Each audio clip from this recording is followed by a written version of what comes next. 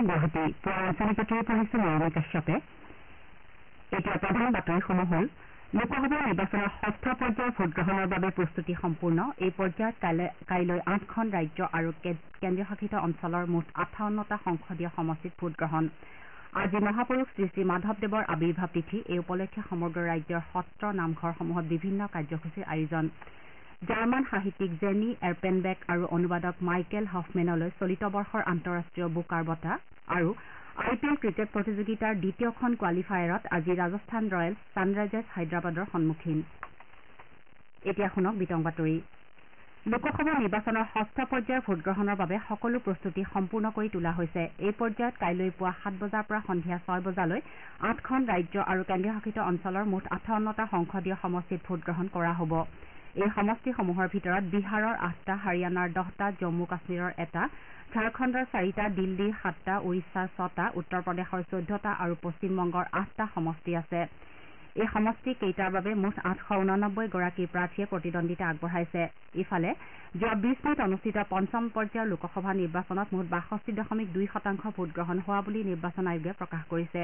এই পৰ্যায়ত 8খন ৰাজ্য আৰু কেন্দ্ৰীয় শাসিত অঞ্চলৰ 49খন আসনৰ বাবে ভোটগ্ৰহণ কৰা হৈছিল।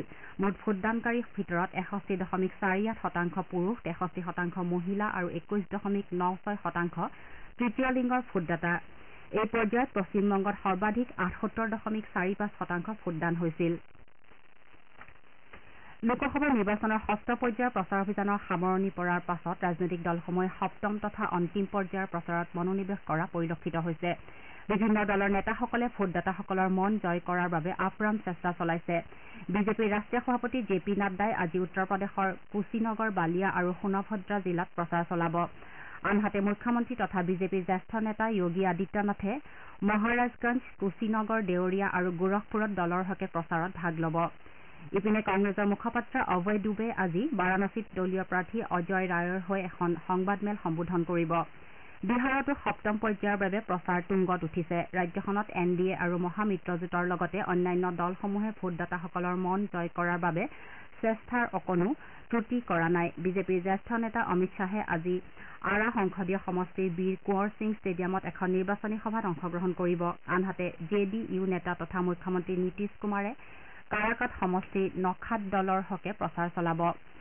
একেদৰে কেন্দ্ৰীয় মন্ত্ৰী গিৰিৰাজ সিং আৰু বিজেপিৰ ৰাজ্যিক সভাপতি সম্ৰাট চৌধুৰীয়ে জেহানাবাদ সংসদীয় সমষ্টিত প্ৰচাৰত ভাগ ল'ব। মুখ্যমন্ত্ৰী ডঃ হিমন্ত বিশ্ব শৰ্মাই উৰিষ্যাত বিজেপিৰ নিৰ্বাচনী প্ৰচাৰ অব্যাহত ৰাখিছে। কালি তেওঁ ৰাজ্যখনত এটা বিশাল ৰোড শ্বত অংশগ্ৰহণ কৰাৰ লগতে দুখন জনসভাক সম্বোধন কৰে। ইয়াৰ পাছতে মুখ্যমন্ত্ৰী ডঃ শৰ্মাই কেওঝাৰ, কটক লোকসভা সমষ্টিৰ NDA প্ৰাৰ্থী মোহন চৰণ মাঝি, প্ৰকাশ চন্দ্ৰ চেঠী তথা আনন্দপুৰ, বাৰম্বা বিধানসভা সমষ্টিৰ প্ৰাৰ্থী আলোক কুমাৰ চেঠী আৰু সম্বিত ত্ৰিপাঠীৰ হৈ দুখন নিৰ্বাচনী প্ৰচাৰ সভাত অংশগ্ৰহণ কৰে। নিৰ্বাচনী প্ৰচাৰৰ সময়ত ডঃ শৰ্মাই উৰিষ্যাৰ মুখ্যমন্ত্ৰী নবীন পাটনায়কৰ এসময়ৰ ব্যক্তিগত সচিব তথা ভাৰতীয় প্ৰশাসনিক সেৱা ত্যাগ কৰি শেহতীয়াকৈ বিজু জনতা দলত যোগদান কৰা VK পাণ্ডিয়ানক তীব্ৰ সমালোচনা কৰি কয় যে ৰাজ্যখনৰ মুখ্যমন্ত্ৰী পাটনায়কে নিজাববীয়াকৈ কোনো পদক্ষেপ গ্ৰহণ কৰিব নোৱাৰে। VK পাণ্ডিয়ানে বৰ্তমান উৰিষ্যাৰ মুখ্যমন্ত্ৰী সদৃশ হৈ পৰিছে। এইবাৰ উৰিষ্যা বিধানসভাত বিজেপিয়ে ৭৫খনৰো অধিক আসন লাভ কৰি চৰকাৰ গঠনৰ লগতে লোকসভাতো 15খনৰো অধিক আসন লাভ কৰিব বুলি উল্লেখ কৰি মুখ্যমন্ত্ৰী ডঃ শৰ্মাই কয় যে নবীন পাটনায়ক নেতৃত্বাধীন ৰাজ্য চৰকাৰখনে জগন্নাথ মন্দিৰৰ ৰত্নভাণ্ডাৰৰ চাবি লুকুৱাই ৰাখি উৰিষ্যাবাসীৰ স্বাভিমানৰ সৈতে খেলা কৰিছে। ভাৰতীয় জনতা পাৰ্টীয়ে লোকসভা নিৰ্বাচনৰ লগতে বিধানসভা নিৰ্বাচনতো জয়লাভ কৰি উৰিষ্যাত দ্বৈত ইঞ্জিনৰ চৰকাৰ গঠনৰ প্ৰয়াস কৰিছে বুলি তেওঁ কয়।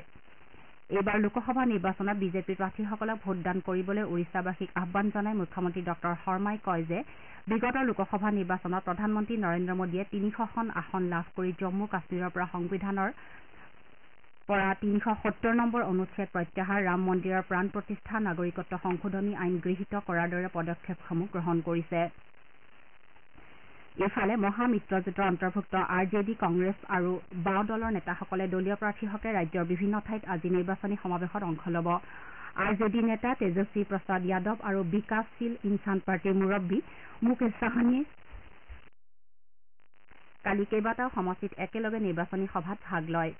বহুজন সমাজ পাৰ্টীৰ মুৰব্বী মায়াৱতীয়েও বক্সাৰত দলীয় প্ৰাৰ্থীৰ হকে এখন নিৰ্বাচনী সভাত ভাষণ দিয়ে। তেওঁ ভাষণত বিজেপি পুনৰ ক্ষমতালৈ নাহে বুলি দাবী কৰে। তেওঁ কয় যে জনসাধাৰণে এইবাৰৰ নিৰ্বাচনত বিজেপি আৰু ইয়াৰ মিত্ৰ দলসমূহক এশিকনি দিব।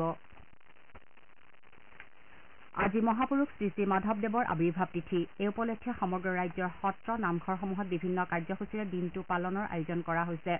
শ্ৰীমন্ত শংকৰদেৱৰ প্ৰধান শিষ্য একশৰণ নাম ধৰ্মৰ প্ৰচাৰক নিজৰ সৃষ্টিৰাজিৰে অসমৰ সমাজ জীৱনত অভূতপূৰ্ব সংস্কাৰ সাধন কৰা মাধৱদেৱৰ আৱিৰ্ভাৱ তিথিৰ সৈতে সংগতি ৰাখি অসম একশৰণ ভাগৱতী সমাজৰ উদ্যোগত আজিৰে পৰা মৰিগাঁৱৰ বৰদৌল পালনাম থানত বিভিন্ন কাৰ্যসূচী গ্ৰহণ কৰা হৈছে।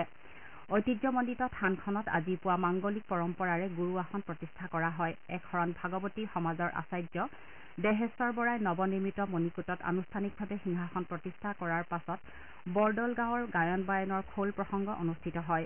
কাইলৈ গুণমালা ধৰ্মালোচনী সভাৰ লগতে 200গৰাকী যুৱক যুৱতীক শৰণ ভজনৰ দিহা কৰা হৈছে। ইফালে মহাপুৰুষ মাধৱদেৱ স্থাপিত বৰপেটাৰ সুন্দৰীদিয়া সত্ৰত কালিৰে পৰা 3দিনীয়া কাৰ্যসূচীৰে মহাপুৰুষজনৰ আৱিৰ্ভাৱ মহোৎসৱ পালন কৰা হৈছে। এই উপলক্ষে কালি ধৰ্মধ্বজা উত্তোলন, গছপুলি ৰোপণ, ভাগৱত পাঠ, কীৰ্তন ঘোষা পাঠ কৰাৰ লগতে খোলবাদন, লোকগীত আৰু বৰগীত প্ৰতিযোগিতা অনুষ্ঠিত হয়। আজি হ'বলগীয়া ধৰ্মালোচনা সভাত সুন্দৰীদিয়া সত্ৰৰ প্ৰতি বছৰে প্ৰদান কৰা মাধৱদেৱ বঁটা ৰামৰাই কুঠি সত্ৰৰ সত্ৰাধিকাৰ জিতেন্দ্ৰ নাথ প্ৰধানীক প্ৰদান কৰিব। মহাপুৰুষজনৰ দ্বাৰা স্থাপিত বৰপেটা সত্ৰতো আজি মহাপুৰুষজনৰ আৱিৰ্ভাৱ মহোৎসৱ পালন কৰা হ'ব। জাৰ্মান সাহিত্যিক জেনি এৰপেনবেক আৰু অনুবাদক মাইকেল হফমেনে চলিত বৰ্ষৰ আন্তঃৰাষ্ট্ৰীয় বুকাৰ বঁটা লাভ কৰিছে। লণ্ডনত মঙলবাৰে আয়োজিত এটা অনুষ্ঠানত এই বঁটা ঘোষণা কৰা হয়। জেনি এৰপেনবেকলৈ তেওঁৰ ব্যক্তিগত আৰু ৰাজনৈতিক উপন্যাস কাইৰছৰ বাবে এইবাৰৰ বুকাৰ বঁটা আগবঢ়োৱা হৈছে। আনহাতে একেখন উপন্যাসৰ জাৰ্মানী অনুবাদৰ বাবে মাইকেল হফমেনেও বুকাৰ জিনিবলৈ সমৰ্থ হৈছে। সেই অনুসৰি বঁটাটোৰ সৈতে আগবঢ়োৱা মুঠ 53 লাখ টকা দুয়োৰে মাজত সমানে ভগাই দিয়া হ'ব। উল্লেখযোগ্য যে বুকাৰৰ দৰে সন্মান লাভ কৰা এৰপেনবেক হৈছে জাৰ্মানীৰ প্ৰথমগৰাকী সাহিত্যিক। বাৰ্লিনৰ প্ৰাচীৰ ভংগ কৰি জাৰ্মানীক একত্ৰিত কৰাৰ অন্তিম দিনটোত বৰ্তমান 57 বছৰীয়া এৰপেনবেকৰ জন্ম হৈছিল আৰু পূব বাৰ্লিনত তেওঁ ডাঙৰ দীঘল হৈছিল। পূব জাৰ্মানীৰ অংশ হিচাপে থকা পূব বাৰ্লিনত ডাঙৰ দীঘল হোৱা জেনি এৰপেনবেকৰ জন্মৰ পাছতে 1990 চনত জাৰ্মানী একত্ৰিত হয়। এই ঘটনাৰ আধাৰতে উপন্যাসখন ৰচনা কৰা হৈছিল। আপোনালোকে বাতৰি শুনিছে আকাশবাণী গুৱাহাটী কেন্দ্ৰৰ পৰা। গুৱাহাটী মহানগৰীৰ লগতে ৰাজ্যখনৰ অধিকাংশ জিলাত গ্ৰীষ্মৰ প্ৰকোপ বৃদ্ধি পোৱাত জনজীৱনৰ দৈনন্দিন কাম কাজ প্ৰায় কষ্টসাধ্য হৈ পৰা পৰিলক্ষিত হৈছে। ঠাই বিশেষে তাপমাত্ৰা 38 ডিগ্ৰী চেলছিয়াছ অতিক্ৰম কৰিছে। মাত্ৰাধিক গৰমৰ ফলত হোৱা বিভিন্ন ৰোগত বহু লোক আক্ৰান্ত হৈছে। বিশেষকৈ পঢ়াশলীয় ছাত্ৰ ছাত্ৰীসকলে শাৰীৰিক কষ্টৰ লগতে বিভিন্ন অসুবিধাৰ সন্মুখীন হৈছে। অনাবৃষ্টিৰ হেতু অসহায় হৈ পৰা ৰাজ্যখনৰ বিভিন্ন ঠাইৰ কৃষকসকলে আনকি ভেকুলীৰ বিয়া পৰ্যন্ত পতাৰ খবৰ পোৱা গৈছে। ইফালে বিগত 4 দিনত এনকেফেলাইটিছ ৰোগত আক্ৰান্ত হৈ যোৰহাট, গোলাঘাট আৰু শিৱসাগৰৰ 3টি শিশুৰ মৃত্যু হৈছে। তীব্ৰ জ্বৰত আক্ৰান্ত হৈ অচেতন হৈ পৰা শিশুকেইটিক ভেণ্টিলেশ্যনত ৰখা হৈছিল যদিও 3টি শিশুৰে মৃত্যু হয়।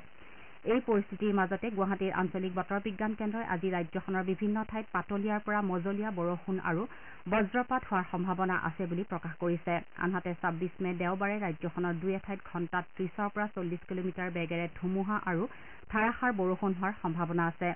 সোমবাৰেও ধাৰাসাৰ বৰষুণ হোৱাৰ সম্ভাৱনা আছে বুলি বতৰ বিজ্ঞান কেন্দ্ৰই প্ৰকাশ কৰিছে।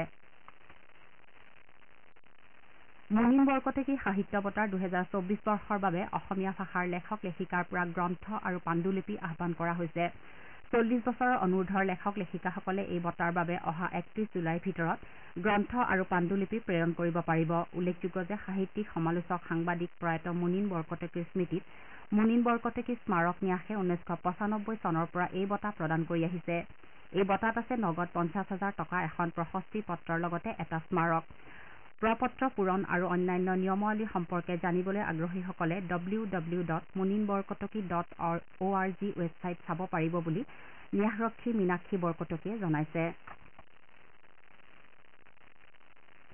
কাজিৰঙা ৰাষ্ট্ৰীয় উদ্যান আৰু ব্যাঘ্ৰ সংৰক্ষিত বনাঞ্চলত গড়ৰ চোৰাং চিকাৰৰ সন্দেহত 3জন লোকক গ্ৰেপ্তাৰ কৰা হৈছে। বিভাগীয় তথ্য অনুসৰি কাজিৰঙা ৰাষ্ট্ৰীয় উদ্যান, বোকাখাত আৰক্ষী, যোৰহাট বন সংমণ্ডল আৰু যোৰহাট আৰক্ষীৰ যৌথ অভিযানত সন্দেহযুক্ত চোৰাং চিকাৰীকেইটাক গ্ৰেপ্তাৰ কৰা হৈছে। অভিযানৰ সময়ছোৱাত চলোৱা তালাচীত 6 জাই গুলীও উদ্ধাৰ কৰা হয়। উত্তৰ পূব সীমান্ত ৰেলৱে ক্ৰীড়া কোটাৰ অধীনত পুৰুষ আৰু মহিলাৰ 24টা পদৰ বাবে নিযুক্তিৰ অধিসূচনা প্ৰকাশ কৰিছে। ভাৰতীয় নাগৰিক আৰু যোগ্যতাৰ সকলো মাপকাঠি পূৰ্ণ কৰা ক্ৰীড়া ক্ষেত্ৰৰ সৈতে জড়িত ব্যক্তিসকলে এই আবেদন দাখিল কৰিব পাৰিব। এই নিযুক্তি লেবেল 1ৰ পৰা 5মলৈকে বিভিন্ন পদৰ বাবে হ'ব। পদসমূহৰ বাবে আবেদনৰ অন্তিম দিন 9 জুন ধাৰ্য কৰা হৈছে। আগ্ৰহী প্ৰাৰ্থীয়ে www.nfr.indiarailways.gov.in ৱেবছাইট যোগে আবেদন কৰিব পাৰিব। ভাৰোত্তোলন, golf, boxing, cycling, cricket, badminton, football, table tennis আদি ক্ৰীড়া ক্ষেত্ৰৰ খেলুৱৈসকলে এই পদসমূহৰ বাবে অনলাইন প্ৰক্ৰিয়া সম্পূৰ্ণ কৰি আবেদন কৰিব পাৰিব। আকাশবাণী গুৱাহাটী আঞ্চলিক বাতৰি বিভাগে অহা 4 জুনত লোকসভা নিৰ্বাচনৰ ভোট গণনাৰ দিনা জনাদেশ 2024 শীৰ্ষক দিনজোৰা অনুষ্ঠান প্ৰচাৰ কৰিব। এই অনুষ্ঠানত কেইবাগৰাকীও বিশ্লেষক আৰু সমল ব্যক্তিৰ উপস্থিতিত ভোট গণনাৰ শেহতীয়া তথ্য সম্পৰ্কে আলোচনা কৰাৰ লগতে দেশ আৰু ৰাজ্যৰ বিভিন্ন সমষ্টিৰ পৰা আকাশবাণীৰ সংবাদদাতাৰ সৈতে সংযোগ স্থাপন কৰি পোনপটীয়াকৈ ভোট গণনাৰ শেহতীয়া তথ্য প্ৰচাৰ কৰা হ'ব।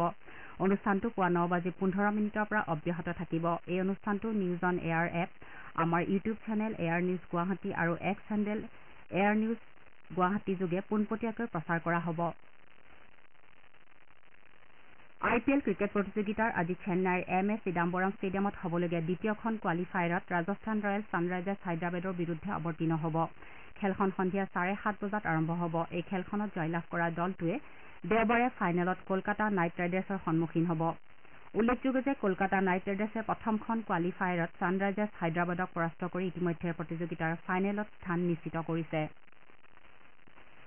মালয়েছিয়াৰ কুৱালালামপুৰত অনুষ্ঠিত মালয়েছিয়া মাষ্টাৰ্ছ বেডমিণ্টন প্ৰতিযোগিতাত ভাৰতৰ বেডমিণ্টন তাৰকা PV সিন্ধু আৰু অস্মিতা চলিহাই মহিলাৰ ছিংগলছত কোৱাৰ্টাৰ ফাইনেলত প্ৰৱেশ কৰিছে। অস্মিতাই কালি প্ৰি কোৱাৰ্টাৰ ফাইনেলত আমেৰিকাৰ ৱেৱেন ঝাঙক 21-19, 16-21, 21-12 গেমত পৰাস্ত কৰে। আনহাতে সিন্ধুৱে দক্ষিণ কোৰিয়াৰ ইউ জিন চিমক 21-13, 12-21, 21-14 গেমত পৰাভূত কৰে। এতিয়া শুনক আজি গুৱাহাটীৰ পৰা প্ৰকাশিত দৈনিক বাতৰি কাকতসমূহৰ প্ৰথম পৃষ্ঠাৰ বাতৰি চমু অৱলোকন দিশা শৰ্মাৰ পৰা।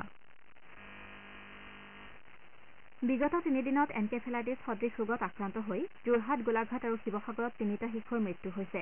এই বাতৰিত এনকেফেলাইটিছ সদৃশ ৰোগত যোৰহাট মেডিকেলত 3টা শিশুৰ মৃত্যুৰ শিৰোনামেৰে অসমীয়া প্ৰতিদিন কাকতে প্ৰথম পৃষ্ঠাত প্ৰকাশ কৰিছে। নিয়মীয়া বাৰ্তা কাকতেও বাতৰিটো প্ৰথম পৃষ্ঠাত প্ৰকাশ কৰিছে। এই ক্ষেত্ৰত পৰিৱেশ পৰিষ্কাৰ আৰু জনসচেতনতাৰ ওপৰত গুৰুত্ব দিবৰ বাবে যোৰহাট চিকিৎসা মহাবিদ্যালয়ৰ অধীক্ষক ডাঃ মানৱজ্যোতি গোহাঁয়ে সকলোকে আহ্বান জনাইছে। আৰু 2টা পৰ্যায়ৰ পাছতে এইবাৰৰ লোকসভা নিৰ্বাচনৰ ভোটগ্ৰহণ সম্পূৰ্ণ হ'ব। কিন্তু ইয়াৰ মাজতে ভোটদানৰ হাৰক লৈ বিৰোধীৰ মাজত অসন্তুষ্টিয়ে দেখা দিছে। এই বাতৰিক ভোটদানৰ তথ্য দিবলৈ নিৰ্বাচন আয়োগৰ অস্বীকাৰ শিৰোনামেৰে আমাৰ অসম কাকতে প্ৰথম পৃষ্ঠাত প্ৰকাশ কৰিছে। পঞ্চদশ অসম বিধানসভালৈ নিৰ্বাচিত হৈ অহা 41 জন বিধায়কৰ এতিয়ালৈকে চৰকাৰী আৱাসত থকাৰ সৌভাগ্য হোৱা নাই। অসমীয়া খবৰ কাকতৰ প্ৰথম পৃষ্ঠাত এটি বাতৰিত উল্লেখ কৰা মতে অসম বিধানসভা সচিবালয়ে প্ৰতিজন বিধায়কক মাহে 60,000কৈ টকা আদায় দিয়ে ঘৰ ভাড়াৰ ঠিকানত। দেশৰ অন্যান্য প্ৰান্তৰ লগতে অসমকো দহিছে উৎকট গৰমে। গৰমত পিবলৈ 1616খন বিদ্যালয়ত নাই বিশুদ্ধ খোৱাপানী।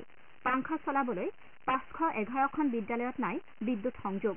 এই বাতৰিক দৈনিক জনমভূমি কাকতে প্ৰথম পৃষ্ঠাত প্ৰকাশ কৰিছে। উৰিষ্যাত নিৰ্বাচনী প্ৰচাৰ সভাত ব্যস্ততাৰ মাজতে মুখ্যমন্ত্ৰী ডঃ হিমন্ত বিশ্ব শৰ্মাই সম্বলপুৰত থকা সাহিত্যৰথী লক্ষ্মীনাথ বেজবৰুৱাৰ সাধনাগৃহত উপস্থিত হৈ তেওঁৰ প্ৰতি শ্ৰদ্ধাঞ্জলি জনায়। এই বাতৰিটো দৈনিক অসম কাকতে প্ৰথম পৃষ্ঠাত প্ৰকাশ কৰিছে। প্ৰাথমিক বিদ্যালয়সমূহত প্ৰধান শিক্ষকৰ পদ আৰু ঠিকাভিত্তিক শিক্ষকৰ পদ নিয়মীয়াকৰণ এই বিত্তীয় বৰ্ষতে সম্পূৰ্ণ কৰা হ'ব। এই বাতৰিক দ্য চেণ্টিনেল কাকতে প্ৰথম পৃষ্ঠাত প্ৰকাশ কৰিছে। এয়াই আছিল আজি গুৱাহাটীৰ পৰা প্ৰকাশিত বাতৰি কাকতসমূহৰ প্ৰথম পৃষ্ঠাৰ বাতৰিত চমু অৱলোকন। বাতৰি শেষ কৰাৰ পূৰ্বে প্ৰধান বাতৰি কেইটি পুনৰ এবাৰ। লোকসভা নিৰ্বাচনৰ 6ষ্ঠ পৰ্যায়ৰ ভোটগ্ৰহণৰ বাবে প্ৰস্তুতি সম্পূৰ্ণ। এই পৰ্যায়ত কাইলৈ 8খন ৰাজ্য আৰু কেন্দ্ৰীয়শাসিত অঞ্চলৰ মুঠ 58টা সংসদীয় সমষ্টিত ভোটগ্ৰহণ। আজি মহাপুৰুষ শ্ৰী শ্ৰী মাধৱদেৱৰ আৱিৰ্ভাৱ তিথি। এই উপলক্ষে সমগ্ৰ ৰাজ্যৰ সত্ৰ নামঘৰসমূহত বিভিন্ন কাৰ্যসূচীৰ আয়োজন। আৰু IPL ক্ৰিকেট প্ৰতিযোগিতাৰ দ্বিতীয়খন কোৱালিফায়াৰত আজি ৰাজস্থান ৰয়েলছ ছানৰাইজাৰ্ছ হায়দৰাবাদৰ সন্মুখীন। এতিয়া বাতৰি ইমানতে অন্ত পৰিল।